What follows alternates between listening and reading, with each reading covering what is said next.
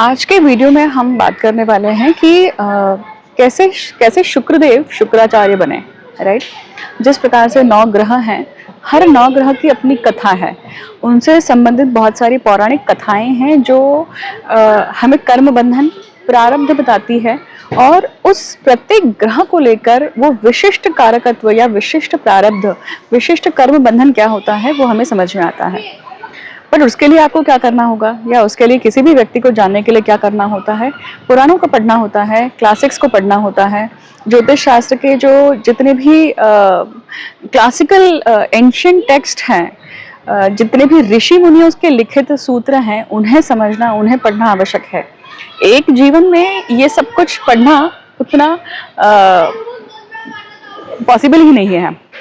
आज के वीडियो में हम क्या जानने जा रहे हैं कि शुक्रदेव जो है वो शुक्राचार्य कैसे बने। ऐसी कौन सी घटना क्रम हुई जिसके कारण शुक्र जो है उन्हें शुक्राचार्य के रूप में वास करना पड़ा। तो एक बार क्या हुआ, शुक्रदेव वैकुंठ गए, विष्णु जी के पास में एक गुहार लेकर गए और उनका कहना था कि जितने भी होम हवन होते हैं पृथ्वी लोक पे, उसका हविष्य जिस प्रकार से देवों को जाता है उसी प्रकार से उसकी कुछ मात्रा असुरों को भी जाए, ताकि असुरों को भी पुण्य प्राप्त हो। असुर कहाँ वास करते हैं? पाताल लोक में। अब पृथ्वी लोक पे जो भी हवन होता है उसका हविष्य देवताओं को जाता है। तो अब यहाँ पे विष्णु जी बोले कि आपकी ये गुहारी एक्चुअली फर्स्ट प्लेस में गलत है, ऐसा नहीं हो सकता है, ऐसा नहीं कर सकते हैं। तो क्यों नहीं कर सकते हैं, इसको लेकर शुक्रदेव जो है वो आर्ग्यूमेंट करने लगे। अब शुक्रदेव के ऐसे बिहेवियर को देखकर विष्णु जी बहुत नाराज हुए, बहुत गुस्सा हुए और उस गुस्से में उन्होंने क्या किया, उस गुस्से में उन्होंने शुक्रदेव को श्राप दे दिया। अब शुक्रदेव को श्राप क्या मिला कि जब आपका जो रूप है, मतलब हर ऋषि का या हर व्यक्ति के रूप में 3 तत्व होते हैं, रजस, सत्व और तमस। अब इन 3 तत्वों को लेकर व्यक्ति का एक कॉस्मिक लेवल पे उसका एग्जिस्टेंस होता है, उसका इथर लेवल पे एग्जिस्टेंस होता है, उसका भू लेवल पे मतलब अर्थली लेवल पे एग्जिस्टेंस होता है।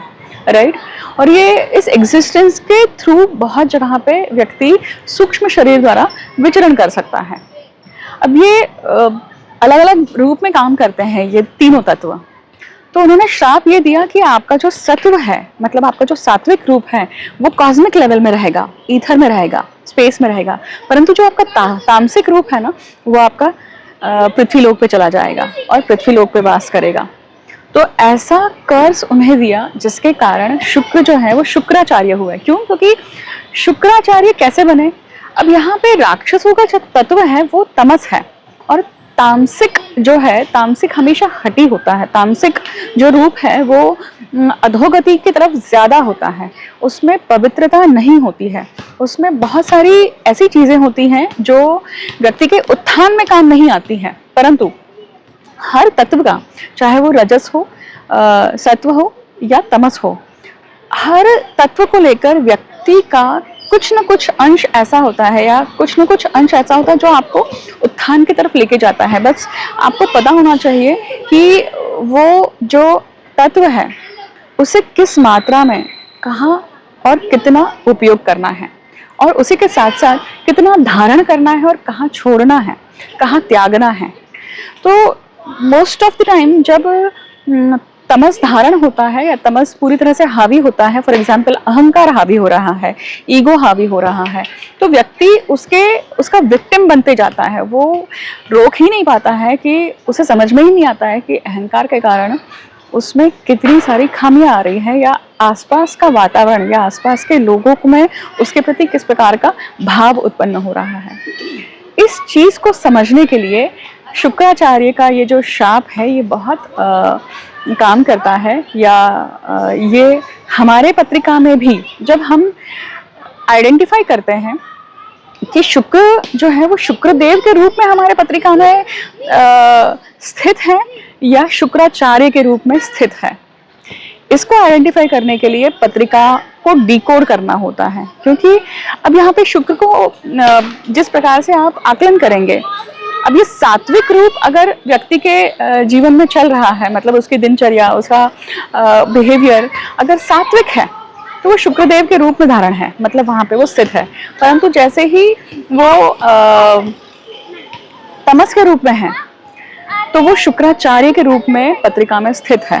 ये दोनों चीज़ें आइडेंटिफाई करने के लिए बहुत सारे अदर एस्पेक्ट्स भी पत्रिका में देखने होते हैं, और इसके ऊपर डिपेंड करता है कि शुक्र से संबंधित जो भी कारकत्व है वो किस प्रकार से काम करेगा, खास करके आपकी सेक्सुअल लाइफ, खास करके आपका दाम्पत्य जीवन, क्षणिक सुख, ये सभी चीज़ें, right. I think food for thought है ये वीडियो, इसे ध्यान से समझिए, वापस से जाकर एक बार रिवर्स देखिए अगर चीज़ें समझ में नहीं आ रही हैं तो, एंड देन आप अपने पत्रिका पे अप्लाई करके देख सकते हैं। और इससे संबंधित डायरेक्ट मुझे वीडियो के कमेंट सेक्शन में ये बिल्कुल मत पूछिएगा कि मेरी पत्रिका ये है और मेरा शुक्र यहाँ है। इस चीज़ को समझने के लिए आपको ज्योतिषी के पास जाके ही समझना होगा कि ये शुक्र कैसे काम कर रहा है, राइट।